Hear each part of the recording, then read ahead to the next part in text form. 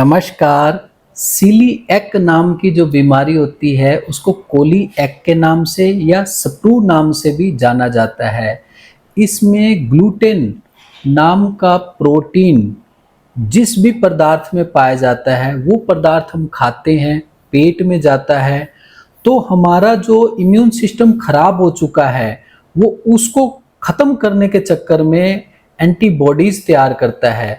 जो एंटीबॉडीज हमारी छोटी आंत के ऊपरी सतह में सूजन और इन्फेक्शन पैदा कर देती है, जिससे जी मिचलाना, उल्टी आना या उल्टी दस्त की समस्या, पेट में मरोड़ की समस्या, शरीर में कमजोरी बढ़ने की समस्या इसमें देखी जाती है। ये ज्यादातर बच्चों में बीमारी पाई जाती है, ये नहीं है कि बड़ों में नहीं पाई जाती, किसी भी उम्र में पाई जाती है, मगर ज्यादातर बच्चे देखे जाते हैं इस बीमारी से परेशान होते हैं। ये कारण में देखा जाता है हेरिडिटरी में ये बीमारी आती है। अगर आपके माता पिता को पेट की समस्या बनी रहती है तो आपको ये बीमारी उत्पन्न हो सकती है। अब मैं आपको इसके लक्षण बताता हूँ। लक्षण में क्या होता है? उल्टी, दस्त, मरोड़, पेट में दर्द, बार बार मल त्याग करने की समस्या बनती है, शरीर का वजन कमजोर पड़ता चला जाता है, स्वभाव में चिड़चिड़ापन आने लग जाता है, डिप्रेशन, टेंशन बना रहता है और शरीर कमजोर होता चला जाता है और हमेशा ऐसे लगता है जैसे टूटा टूटा सा शरीर है। जब भी ग्लूटेन वाले पदार्थ को हम खाते हैं हम एकदम बीमार पड़ जाते हैं और जैसे ही उस ग्लूटेन वाले पदार्थ को हम छोड़ देते हैं जिसमें ग्लूटेन पाया जाता है तो हम धीरे धीरे ठीक होने लग जाते हैं। ये नहीं है कि ये पतले लोगों में ही ये बीमारी होती है, ये मोटे लोगों में भी ये बीमारी पाई जाती है। ये ज्यादातर बच्चों में पाई जाती है ये बीमारी। कारण के रूप में देखा जाता है, कारण बता देता हूँ कि इसमें सबसे पहले मैंने आपको बोला कि इम्यून सिस्टम खराब हो जाता है जो हमारे छोटी आंत में बीमारी उत्पन्न करता है। अब मैंने आपको उसके डिटेल भी बता दी थी। अब कई बार है ये भी बोला था कि हेरिडिटरी में भी ये बीमारी आती है। कई बार क्या होता है, इस तरह के कुछ भी पेशेंट नहीं देखे जाते मगर उनको ना परिवार में होता है ना किसी तरह की कोई दिक्कत होती है, मगर क्या होता है वो गलत खान पान, ज़्यादा तला फला खाते हैं, बाजार का मेहनत नहीं करते हैं, ज़्यादा ताकत वाली चीज़ें खाते हैं तो भी ये बीमारी उत्पन्न हो जाती है। कई बार कारण के रूप में देखा जाता है कि छोटे बच्चे होते हैं, उनको जो समय होता है कि हाँ इस समय इनको अनाज शुरू करना चाहिए तो उस समय से पहले ही अनाज देना शुरू कर देते हैं कि बच्चा तगड़ा हो जाएगा, तगड़ा होएगा। तगड़ा क्या खाक होता है, उसे ये बीमारी उत्पन्न हो जाती है। या कई बार देखा जाता है बैक्टीरिया, वायरस हमारे शरीर में आंतों तक पहुंचते हैं और वो बीमारी उत्पन्न करते हैं और वो लंबे समय तक हमारी आंतों में ही रहते हैं, जिससे उनका इलाज प्रॉपर ढंग से नहीं हो पाता तो भी ये बीमारी का इन्फेक्शन बन जाता है और ये बीमारी उत्पन्न होने लग जाती है। कई बार छोटे बच्चों में देखा जाता है कि माता का दूध स्तनों में नहीं बन पाता या माता किसी बीमारी के कारण बच्चों को दूध नहीं पिला पाती तो बाहर का दूध मजबूरी में लेना पड़ता है, जिससे उनका पाचन तंत्र कमजोर पड़ जाता है, तब भी ये बीमारी उत्पन्न हो जाती है। कई बार कारण के रूप में देखा जाता है कि रोगी को शुगर की शिकायत है और ज़्यादा लंबे समय तक है, टाइप 1 की शुगर उनको तंग कर रही है, या उनके आंतों में, बड़ी आंत में अल्सरेटिव कोलाइटिस की शिकायत है, या मिर्गी की नसों की बीमारी, न्यूरोलॉजिकल जिसे कहते हैं, नसों की बीमारी तंग कर रही है, जैसे मिर्गी हो गया या उन्माद हो गया, डिप्रेशन हो गया, इस तरह की बीमारी से वो पीड़ित हैं और लंबे समय से दवाइयाँ खा रहे हैं तो उसके कारण भी उनका पाचन तंत्र खराब हो जाता है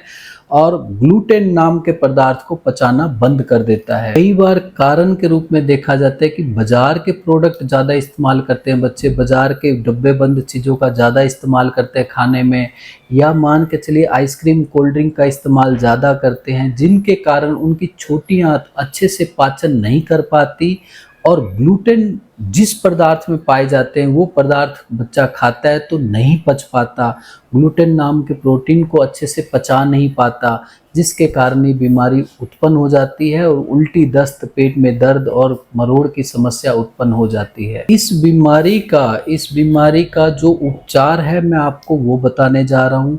इसमें बेल का मुरब्बा, सौंफ बहुत फायदेमंद साबित होता है। बेल का मुरब्बा इस्तेमाल करें, सौंफ का इस्तेमाल करें और ग्लूटेन नाम का प्रोटीन जिस भी पदार्थ में पाया जाता है उन पदार्थ को आप छोड़ दें। आप जितना हो सके आप इन चीज़ों का इस्तेमाल करें और जिसमें ग्लूटेन नाम का प्रोटीन नहीं पाया जाता ऐसे पदार्थों को खाएं, जैसे मक्की हो गई, बाजरा हो गया, ज्वार हो गया, चावल हो गया, साबूदाना हो गया।